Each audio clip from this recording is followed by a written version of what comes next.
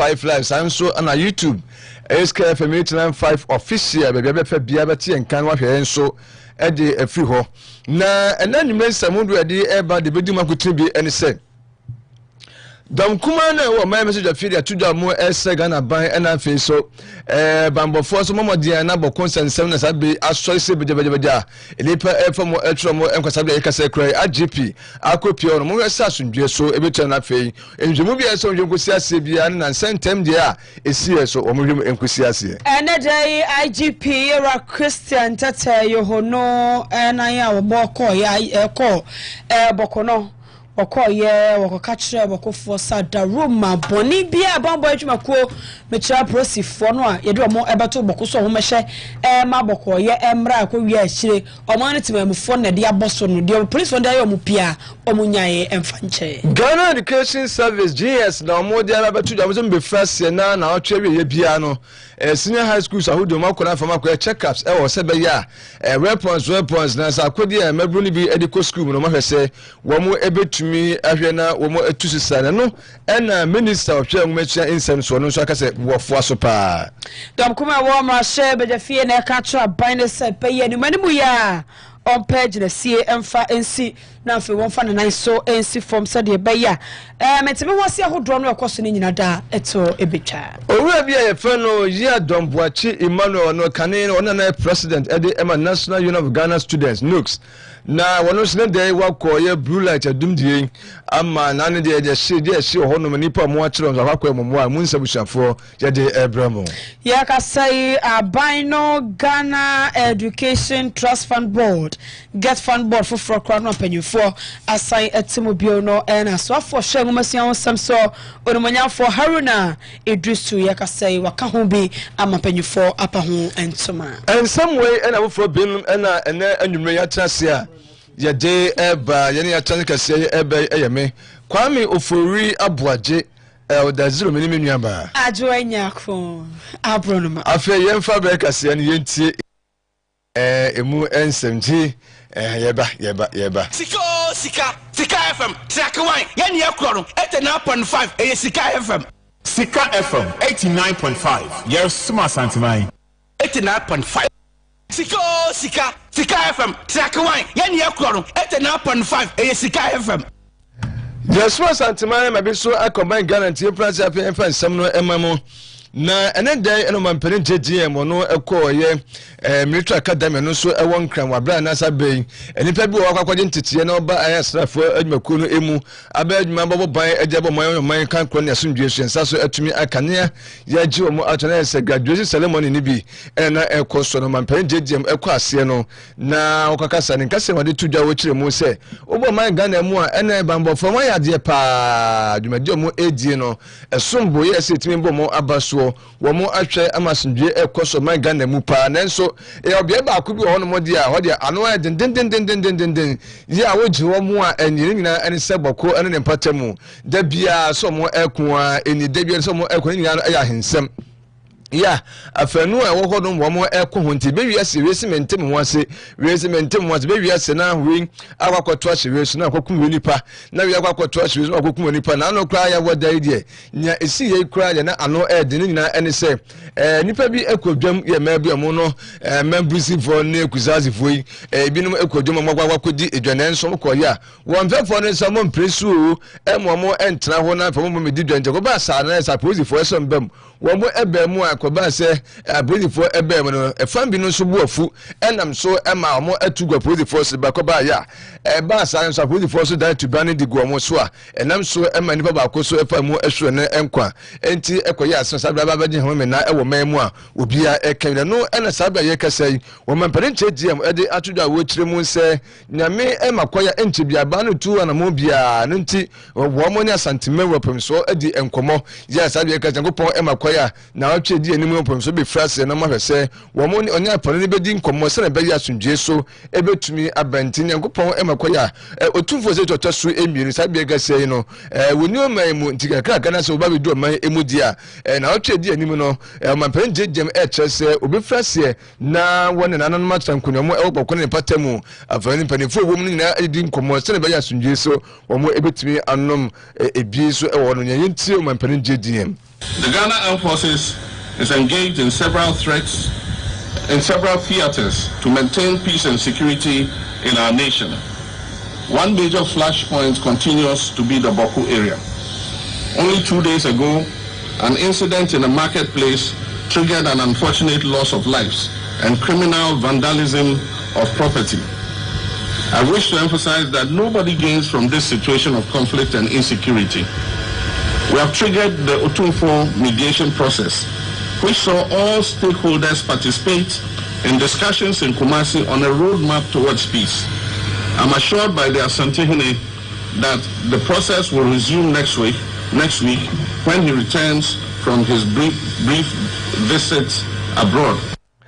We man parent JGM na bisha for motin nkan we amfa so ho a we san aka bio etre se sabe wono no se de na ban na ni asi abena kwan bio so asundwe so ntimi bo man mu no se we bia na mbeti se waye se abonefo sam de ene bambofo no wo mu dim ko mbe so mu seriously na mo ahwa amanoma so atumi akodin. Let me reiterate that we will take all allegations of crime seriously and trigger our security service investigative machinery to go after criminals, no matter who they are. But let me state emphatically also that we do not have the resources and time to engage in any game of smoke and mirrors. Oh man, pen JJ Busha from Motin and Cantine Kokobo, and or day to dry union or more Boko, yes, that be Sikka Kase3 you do to on wounds and be near the corner Kokobo mobile or just one so Sanoman should be you. And I saw Boko and ceremony muna. And then so IGP upon night. Ne bokona ba ne afempanyifo akabi wom ewo boko ekohia emetre yera Christian tate yohono na sama na me eken na wono so na kogina ne maprosi adwumako ni nyina anam kopa chaw de etre tebamufo wo boko ni nyina da ayese nim sandada se aprosifo ne yesoma mo se wo mkobo ban ewo boko no mkoya mo ne tebamufo na atwa mo ho na taso mo de afeso ewo ho nam so ma wia ne yebo ma ne we kase ni mu se ensema bi kare se bia na prosifo no mo nkonko patanto kwa no o makogina entokwa no afa baabi ere o mo ku editi afa na aka no ene nam so ema mo so esan edane ani edi egu wa prosifo no eso enam so ama IGP ye Christian tata yohono apachaw wajira prosifo dwumako ni nyina titiru no mo ko boko ekoye de mo koye no apachaw aka threat mamufu wo ho se de be ya asumdwe baba na boko badwo na Ghana so betumpon enti de be atwam bia wo mo ema no enko na fe yento so emfa emfiwo era IGP chrese ko ba sa no ne mema ne bisuro ye ka se bi nsan ko bokokura bi so mo mpaso boko fiso musuro se timamufo no mo ntem engo na so wase wate omo ne na monte so plakasia no ma trotro sam so sam ni nyina IGP so ehun ni nti no ogina procedure dwumako no anamu apachew ne free he ko ye hwe sasumdwe so ebekoso ewo ho COP Christian tate yohono. We thank you for doing a lot to make sure that we have peace that enable us to enter Boku today. Your word, what you say is that where we are going wrong, we forgive us. We want the people of Boku to forgive us. In the course of the surgery of our duties where we are going wrong, we assure you that we make sure that we provide the men and women to work over here that will be neutral. And where you feel that some of our men and women have a problem in the course of their discharge and you want to discuss with us, we are ready to listen to you. These security services, both police, military, and all other security services have enjoyed the smoothness of their services from children, sons, and daughters coming from Boku. They are people, we feel proud of them when they are serving with us. In the course of the discharge of our duties, we have always spoken to our men that they should be extremely neutral in the discharge of their duties. As human institutions, and as human as we are, we may falter in the course of our duties. We may go wrong. Please, where we go wrong, we ask for forgiveness. Please continue to accept us as your children who have come here to make sure that Boku comes back to its old glory.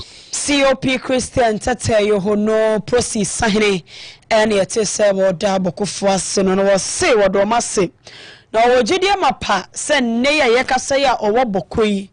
oda ho enne ema de chia onti pepepepe bia enuntu obeso ahwe obeda ho nansa obadwada se wanti pepepe bia tututu bia oboko a na kyerɛ sɛ ɛkyɛw pa no ɔde baeɛ no bɔkɔ ade hye asom na sɛ yɛfiri hɔ nso so ato so anom asomdwe ɛboa awusia yɛntoa so na yɛda so gyina yɛ bɔkɔ nsɛnsɛm na emu na dɔnkuma no so ɛna nnwuma yɛ wɔn ayɛ nsɛntwerɛfoɔ nhyia mu na wɔn de ato nsɛntwerɛfoɔ anim nso wɔn no ɛto aban a wɔte adwa so yi ɛna bambɔfoɔ no nso wɔn mɔden na bɔkɔ saa bɛ yi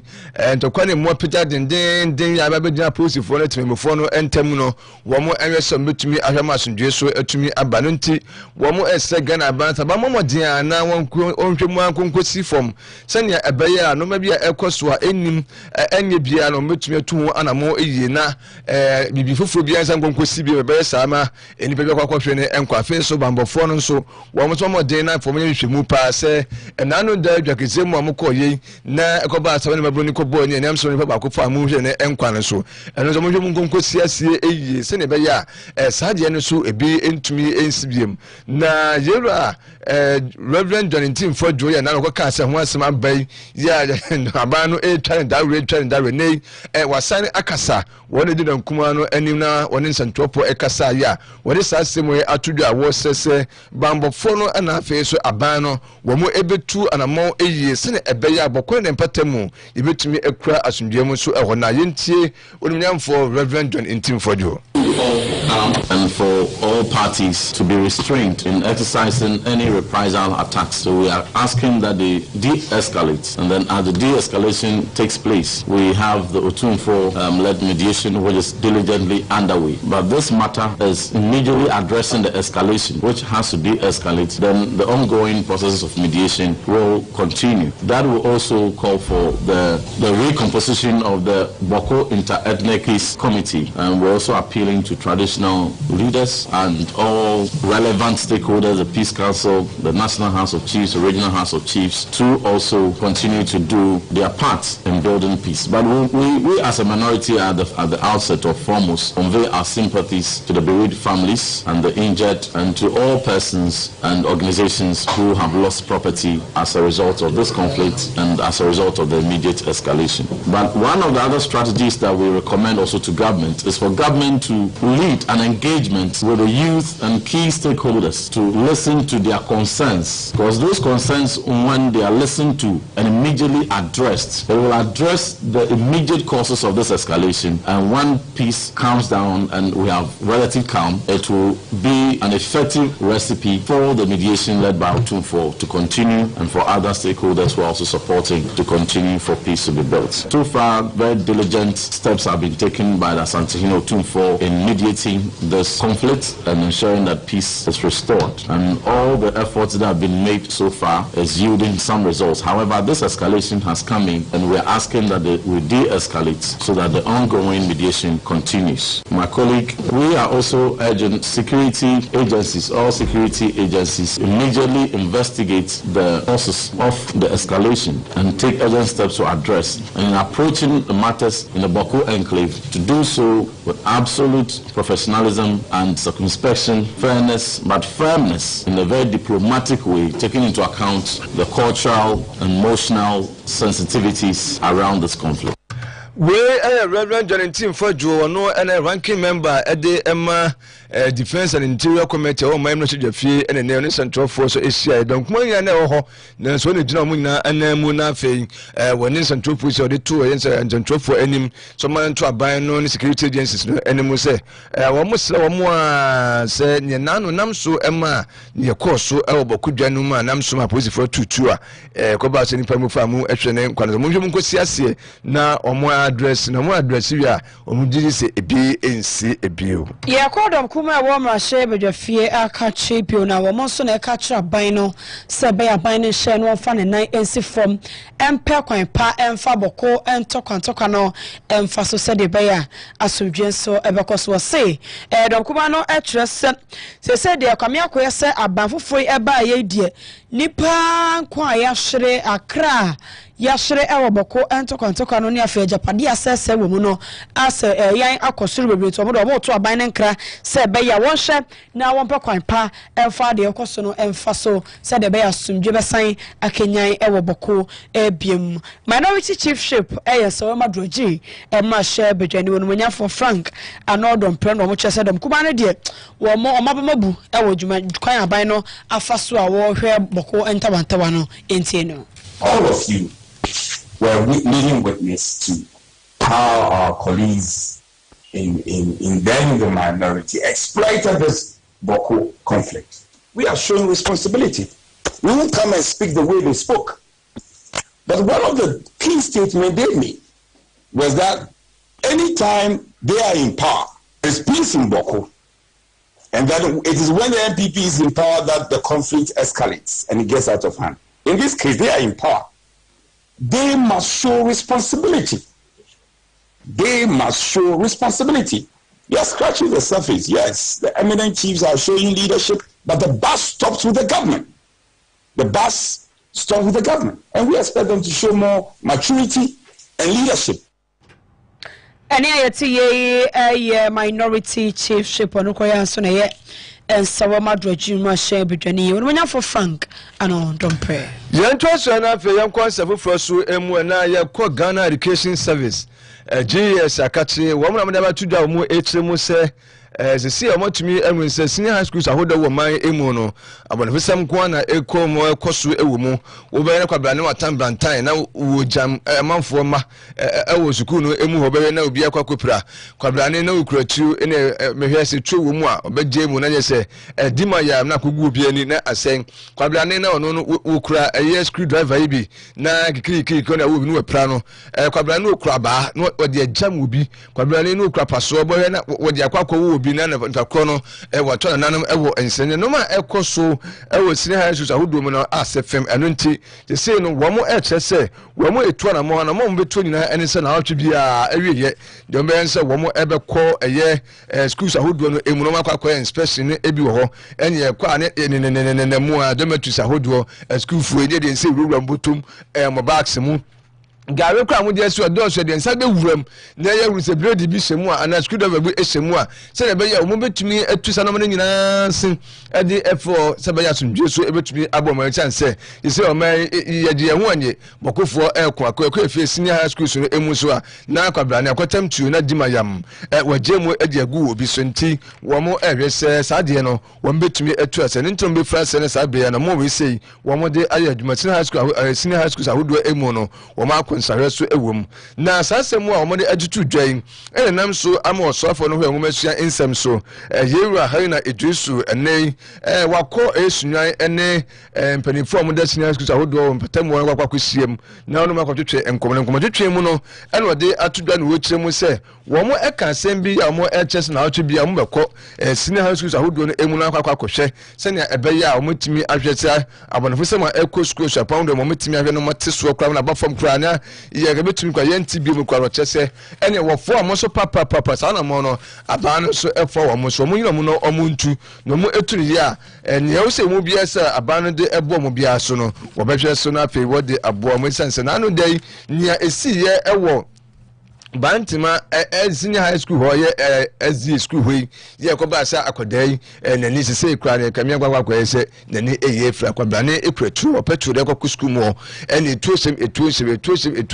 toya hwe dima ya koku bi ani ama se akodai nani empo eye ase no ena mo ejaza tu sa na mo we ya minister so echese wo form mo se omutu a ebeboa pa na ba ne be so mo so asen yentie no in respect of the Ghanaian development of shooting in Kumasi, the Director General of the GES has the full support of government for you to strengthen your inspections in order that guns, knives, and other violent tools and equipment are not found in our schools. You have the full support of government to initiate those inspections at the weekend. We aya onunyam for Harina Dusu and Abusha for Motin and Kano, I watch say aban no enso be so mo asene bibia mu so mutu saa anamo no ekọ senior high schools ahodo no emu ekọ nsahwe no kọ hwehwe se obetie saa abonefo sem sei asede afiri ho a aban no nso ebebua wo mo say aban no etwa be yes 3.5 billion Ghana cedis and a day ekọ akoma get fund board no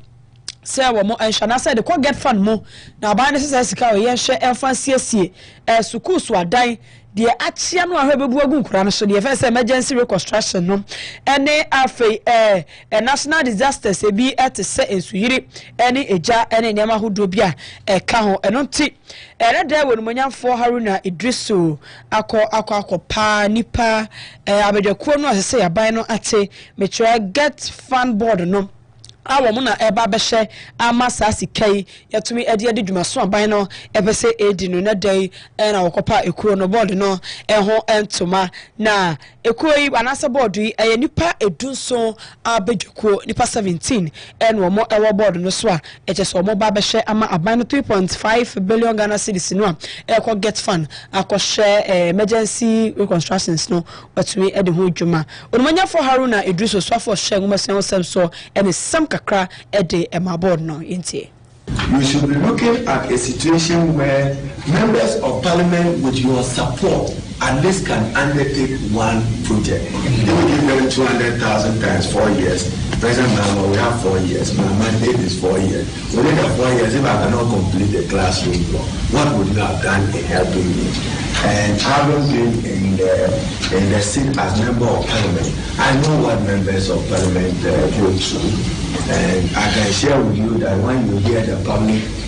take up that why are you giving money to members of parliament? Get fund, do this for the country. You will have to find a way to make some allocation that will respond to these natural calamities. We don't have control over it, but certainly we will have to live with it. Also for share ngomasia ho nsam so wonu munya for Haruna Idrisu. Abuja ntwaso na fe yenko yanim ewo nsafo frasu emu na yenko eye Ghana National Service Authority makachi ena say ye dure na wo mo de se de yenim no de nyina no ewo memu ne se ka mo de ka obi ewie hyapon a na wo mo ahwere nipa no mo approach ne wakwakoto baabi na nipa kro no wakwakọ adwuma be se afi de aboa moman no na so aso moman no so timi akonke fi woko no adwuma bi owo bia ne so nankasa de ne ho akwakwakosem na abanwe so eba ye no so lutu to na mo bia se be no so bitumi akoyie na deputy director de Emma National Service Authority Jewuru Afuseni donko me bi atwa mo no kwa na oye DC de emomamfo mo secretary from Prince ye no so santima ntemu ase ne die wona deputy director de Emma National Service Authority na ne wababontin no de ba betu da wo kyeremu se the Ghana amamu ase nyina nipa bi enim ne se National Service de ye pusi amanfo momo ekokoko ye adwuma afi ba ko de bo ma yese no wo che se eni so ne kase so atumi aba wo mo etu ho anamo nyina ene se yese no de wo mo pese mo do mo so ewura ekua yezu mu so pa eno nti o makwakwode asase bebrebe na mo bo modien se o metumi aye ekua so ewo mo emu se ne ebe ya dachi ebia no eno so betumi abo ma nti se nti no emebru na no mo bo ma no sanse ohwe man mu a wo mo na wo mo ekura ni padodo na kase pa ye mabu ye pepi no afi bia na mu kura bi eni saafo no wo meboa mo na kwense nyina mu wo mo ahwese eni ekura yi de wo mo do mbeye na atumi abo mo man so enuane so atumi atene mu na enne ena won nsentrofo so ehye na wo kyekire mu se de sitie eni nsase mo age no bi so na enti se de owura fi se ni donko so ekyinse mu efa National Service ye nan kofo dudu na adwe yo mo ne se ye de an se school for wie na ye post o mo so mo koye National Service wie na de ensase de freedom from extra train another posting but National Service enya da ye so bi se ka se de ye kura the highest number of the intellectual human resource in this country no you mobilize your money coordinate your man we can be one of the most productive authorities in this country but ye shall say ye mfu ye koji asasi over 5,000 acres o ejira na ye pese de ye fu aba so dum yen e bre machines kama tractors combine harvesters akrie e shasia na bura e twefu e dwara ho nya atam ketwa so edu de bi ni da ye ma nyina sa da ye ma almost all the equipment are ho nyina break it down ye koji asasi 20,000 acres ewo abutentre wo miami former district such as Franklin e kumo nyina asasi and also ye shasia ye pese ye adwuma the machines ko obibre and also so but over a year ya said that any productive returns from that place it you are feeling by no see there any money there any dimboni bia abebata ye hono pese ye pebi and the papers are dimboni no it all your farm the shasia in fact master card also said that any Sikka bread say young far and minority thing any maybe now go into poultry farming maybe so go into tomatoes farming and so I always say no money na be tree and say the enkuko mania you are friend enkuko kitchen be tree no that's say this yes you need baby ya enkuko ni be gunti no enkuko no koma ankra bi so monyama ye and so as that Kenya me say you are friend is buy as atana me kwa mi nyanko ni mi nua buy say there be enkuko mana mo de be no within 1 month ya you be see enkuko bu ni bi nti na me no ka say uko eye papao awo wetlands westly gon hona you see about 20,000 capacity poultry house and now we look at say the first 10,000 beds are back. Yeah, expanding up to 100,000. Nearly 100,000 beds are. Yes, so you are starting a year. A coconut getting it. And you know, the director some instructions say, "Opposite funding of our farms." No, it is say in Preku year or associate restructure on near building up to 1,000 capacity in Preku. Now fish farming also from 3,000 we are expanded to 50,000. We now for say don't call us for much and can we on fans ho na wasan atire mu miamia ahodo a makwagin sasene bi nso e wo ho a eno nso wo mo ede ebaba bedua no ban bebre enne kuma wusu so no ya do be 4,000 acres a this week ya etna memory day o mampani aka say be maye seedlings maize seedlings and fertilizer ye ko stati epia e wo ho no mo so we are already doing the 4,000 we are expanding it to at least 1,000 during the minor season and now we know ka say sunyame ado yen sa sinanko for evia we dwara no ye nya salvage and that is 200 for this season. In general, so and right, we have many director and any other deputy in a cohort, the question say, Omo Brass as in Sina, Edo start here and also so next week, this week here. Then Okwa Mountains were another 1,200 acres or maybe 2,005. And that will be via 800 or the years which man. And also, anonymous say, by minor season, the Pako and Kuchi and Omberman free, so me and all 2,500 back. Oko when she Brennan, so another 300 acres or so on the tomato side no so no ko abutentry on so 100 acres of irrigated tomato farmer drip irrigation and so ya start e bia tomatoes maybe said ko national service personnel no take care of it another 400 acres of rice farmer and so abutentry and so nyamia do those we are after e bia e mo keke so what is going on with national service apart from the reforms here on the posting side this time so pese yen pursue ranting na kwase be ebinu boko na omutete reception na jokoto wa chegbe na akodani national service no dey this time we want to push specific people to their specific areas of study so they will be not proper training this is a private sector kwana nebe usoma bakona kusia communication na so person ye journalism every here say be na call ministry of local government onkonko ye the national service o so na near the number no about this practical application of journalism. That is the new policy directives of our Director General. You have said the Duncan Bushafo Motin and Canon said the National Service Authority one more air and a more no Yanko for Quantum Pisti or Mosi, Criaso or Modesi or more any so. All right, yeah, don't watch you, Manuel Caneno, now no, and a president at the Emma National Union of Ghana Students, Nooks, one also so and a day, or Bonai Ako and your norma and ma and memma. Or more editor, dear SCA,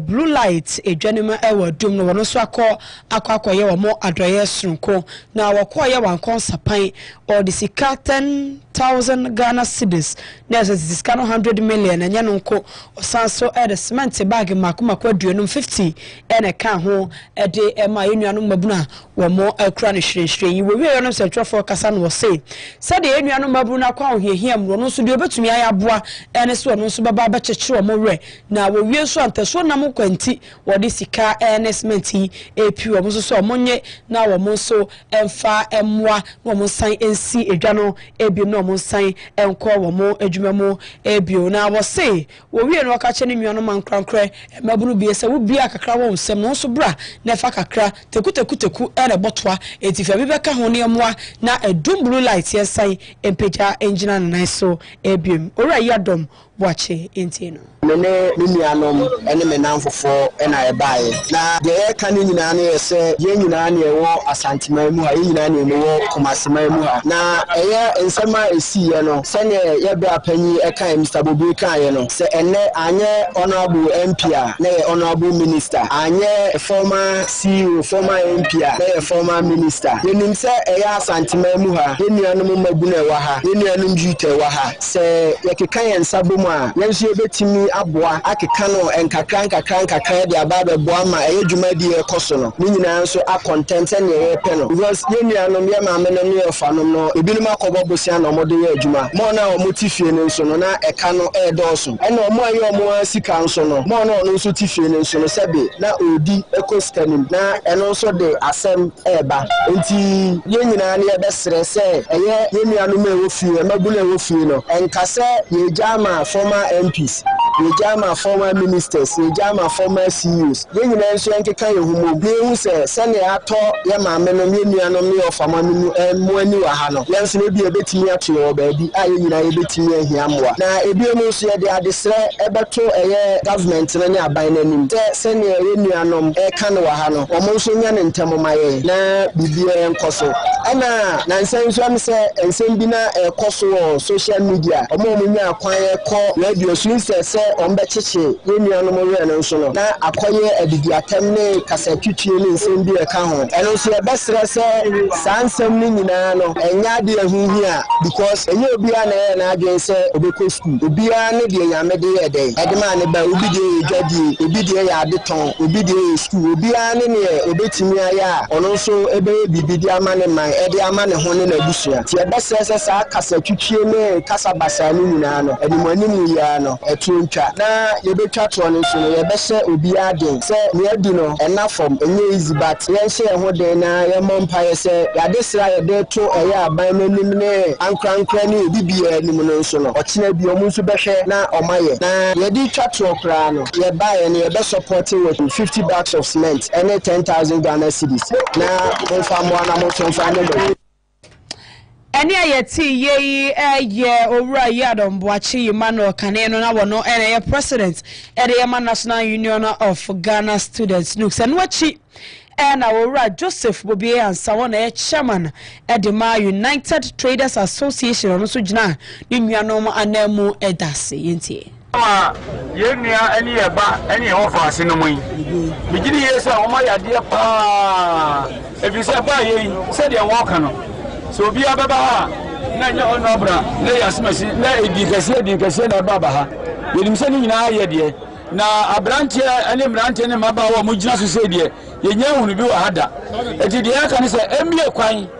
na wo ma aka nyina no wo ma foforo mra na emwa se de wo kan sika won yama yenya kwala sika na ebe ha se adwumadie dum so ye de bewuram ama eso abanfaso na enim se de esi ye bondi wa ha no saa na oso so bebo mu nyina di na yese onyankopon sira se enka ne ho eno na pamfo nyina na bebe mu ko bia no awurade nyankopon ka na dom bia eyeyi ense ne din kwen no manya eda ma se e wo Yesu din mu amen eni eti ye owura Joseph Bobi de kese pa we mame enye we efri mi ankasa menua baako Fatiku ena se yenye no se happy birthday enko emfa emma yenua bay Love okay nze uti krofo mu ase ya na ene udu awoda na de wakato nkopo wakato nze nkopon esha na afi o ma kwa tenten enye uye bia so enkoso emfa emampa ebo bia rade enua no emfa ma se de ho ofe die ma usuba no bibia so so enkwane sa nti la oka ya fate kuse ya me esra na onto nkwanam so abusu sorry na DJ Bullet ewa ha oto aso ede